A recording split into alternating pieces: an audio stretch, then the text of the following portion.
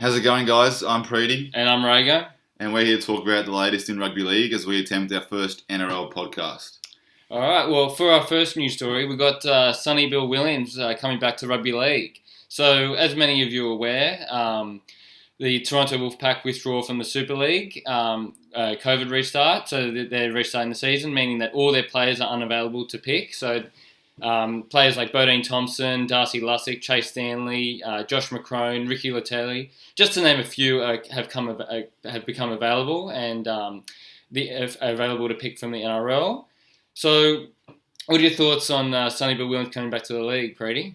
I mean, it's great for the game to have a big name like Sonny Bill.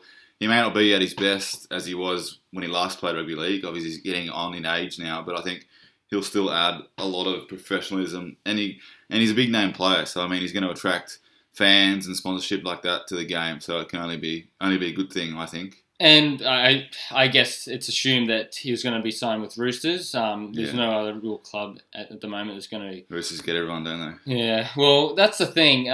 Well, they're saying that Sonny Bill Williams is at a value of $400,000. And I think that equates to about $150,000 for the rest of the season. Because I think Williams can only play for the 4 regular seasons plus finals. So I think what I would recommend is that the NRL be transparent as to what's happening here, because as we know, a lot of dodgy things are happening with Roosters at the moment. Dodgy, the sombrero. Well, what's accused by the Roosters? Everyone says, anyone's off contract is always linked to the Roosters. So, I mean, he'd be handy this now that Radley's not playing, so they could use another back rower, and especially in the back end of the year when more injuries could strike. But I don't know why the Warriors, are they not in the position financially because they're very short on players, and also all the other players you mentioned earlier in McCrone and Bodine Thompson, he used to play for them. Surely they'd be of interest to the Warriors. Yeah, I think Warriors have definitely got some cheapies to pick from.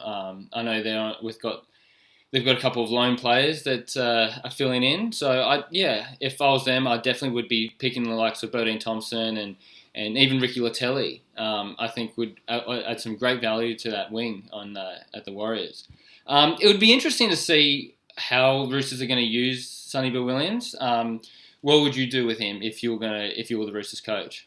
Well, if they're full strength, they've got Cordner and Crichton in starting back row, and then you'd probably play Williams off the bench and maybe 20 minutes, 30 minutes a game just to add some impact if it's towards the end or it's in the middle, just to give the bigger body some... I think, Crichton and Cordner both play 80 minutes, so he'd probably fill in at lock, you'd think, because Radley's not there and they've had a few injuries in that position.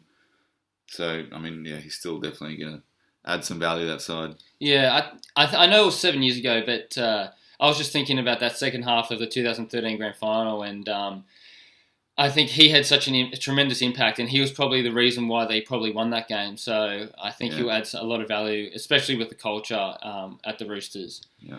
All right, moving on to the next topic, we've got the bunker. So recently today, the NRL announced that the bunker are going to be reviewed, and after the botched calls this week, especially in relation to that Dufty Howler call, where Dufty obviously grounded the ball and forced a line dropout before Jack Williams even got close, but without even looking at it, they ruled it as a try. What do you think of the review, and what do you think is going to come out of it? Well, they've been stood down, which is for 2 weeks. But...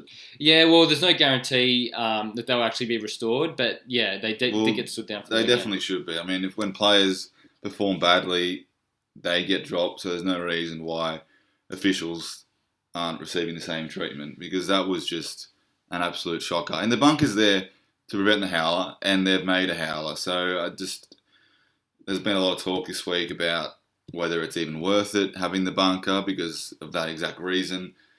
But I just don't understand why everyone else in watching the footy, every Joe Blow can see that that's not a try, but the one person who needs to make the right call cannot see it. It happens too often, and why can't the referee on field who's seeing the same replay, and someone officiating the game has to be able to see, hang on a minute, that's the wrong call. Even if they're a bloody touch judge, come over and say, look, that's the wrong call. Because at the end of the day, the right decision has to be made to prevent that happening. And I think Duffy even said, "Can we challenge that decision?" And the referee said no. But yeah, I guess that's the issue.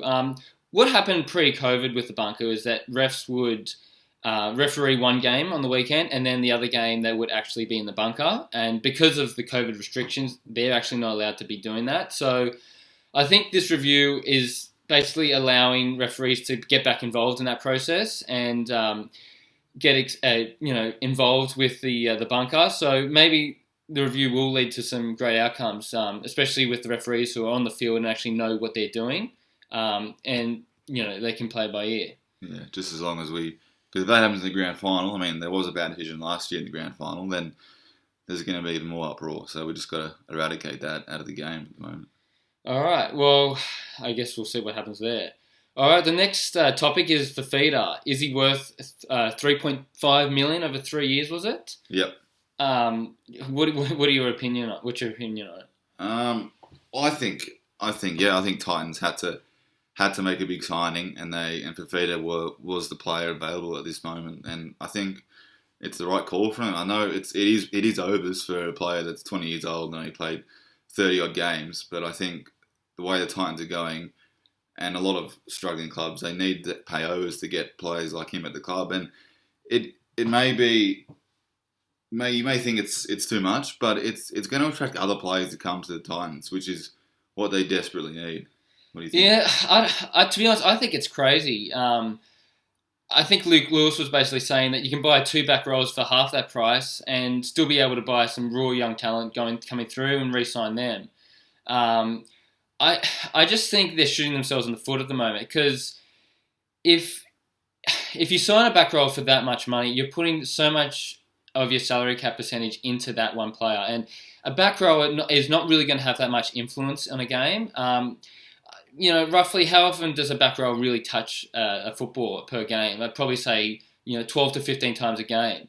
If you're going to spend that much money, I think you need to be investing in a half, a fullback, or a hooker, someone who's going to have a key impact on the game. You do need someone that's going to get him the ball more times, but if he's the quality player that he showed at the back end of last year, then he can go and get his own ball. I mean, I reckon he single-handedly got Broncos to the finals and won them 3 or 4 close games, which without him, I don't know if they would have won. And at the end, he's gonna.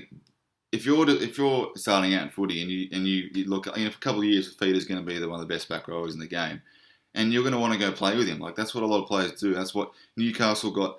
Guerra at their club, and then all of a sudden Pearce and Ponga wanted to go play Newcastle because he was Guerra knew Pearce, so Pearce went to Guerra, and then Ponga knew Pearce, so Ponga went. So I mean, if that happens at our Titans, then it's gonna say it's been a payoff. That's actually a good point. But the thing is, with that, Roosters was obviously a successful club, and at the moment Brisbane are in shambles. So. Yeah.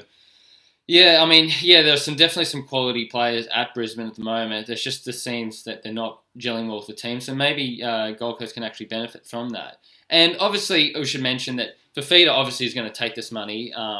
It's ridiculous. What would you do? Would you take the money? Of course. A lot of people are saying that he's leaving a higher profile club to go to a low profile club. I mean, and it's not really going to benefit his career. But I think Fifita.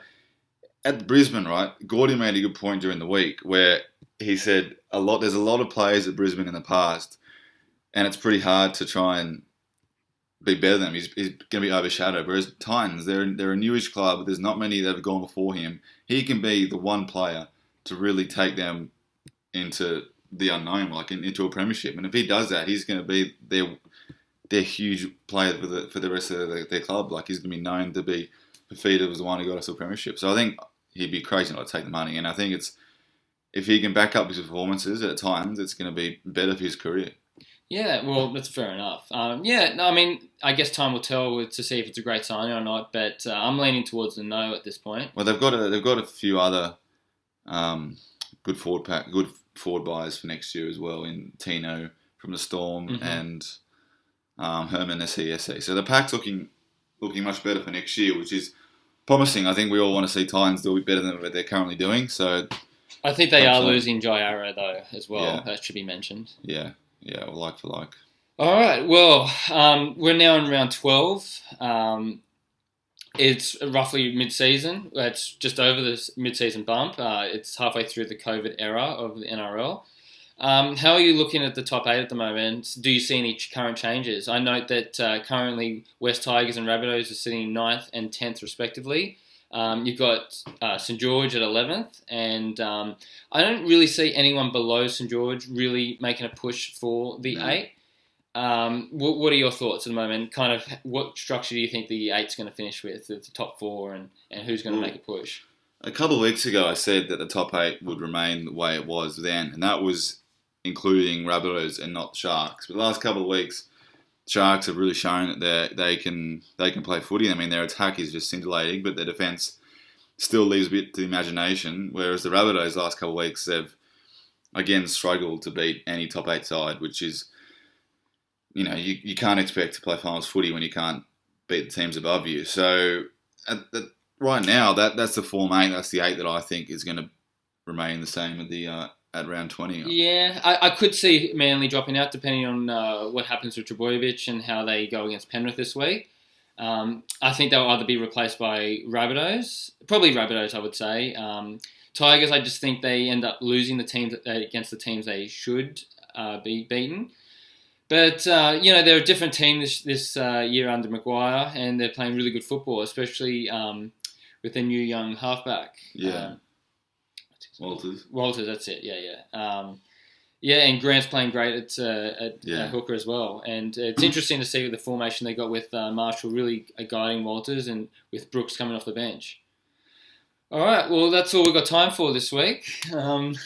It's been great talking to you. And any last words, Preety? No, well, I hope we get some sort of listeners. Keen to do this again next week. Just want to say that how good is Peter V'landys? I mean, that rule change, the six again, has...